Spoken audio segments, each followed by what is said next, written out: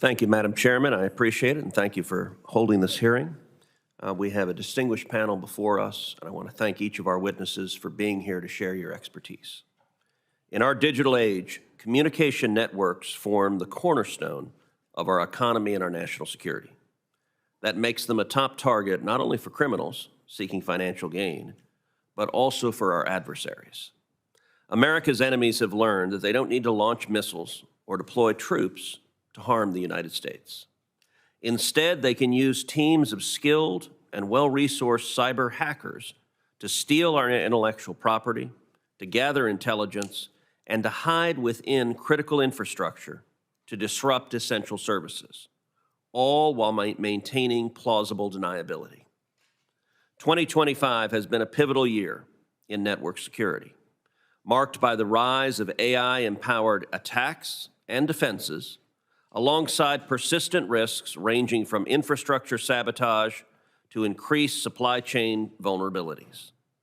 Incidents such as Salt Typhoon and the SIM farms recently discovered near the United Nations headquarters in New York have served as sobering reminders of how relentless and creative our adversaries continue to be.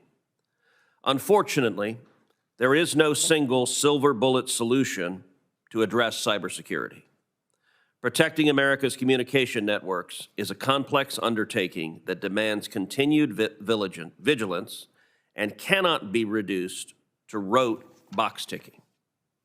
The United States is a primary target for cyber threats precisely because we lead the world in technological innovation. Our challenge, therefore, is to secure communications infrastructure effectively without creating excessive and useless regulation that stifles the very innovation that gives our competitive edge.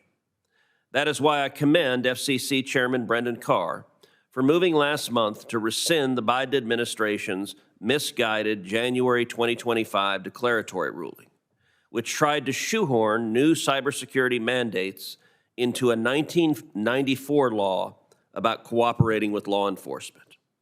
Chairman Carr's decision to shift away from ineffective and burdensome requirements is consistent with both the Commission's legal authority and sound policy. Federal agencies cannot regulate their way into creating perfect network security, and attempts to do so will backfire.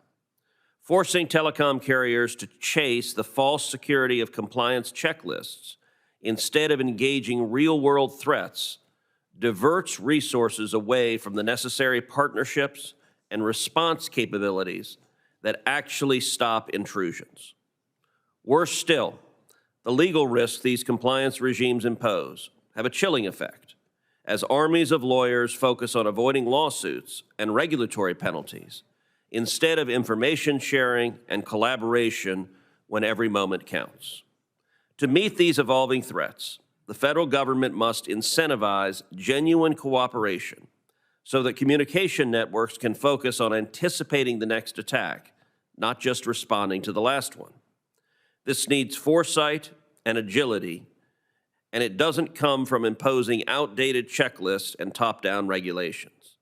It arises from a strong partnership between the private sector and the government, working together to detect and deter attacks in real time. I'm proud of this committee's progress towards strengthening network security, but much work remains. Our efforts show that success is possible. With full funding now secured, the Rip and Replace program is removing the remaining Huawei and ZTE equipment from our networks. GPS offers another example. When threats to our positioning and timing capabilities were identified, we acted decisively by passing the National Timing, Resilience, and Security Act to establish backup systems. Now, alternative and complementary positioning, navigation, and timing systems are in development, with NTIA recently identifying at least 50 companies attempting to increase our resilience and complement this critical system.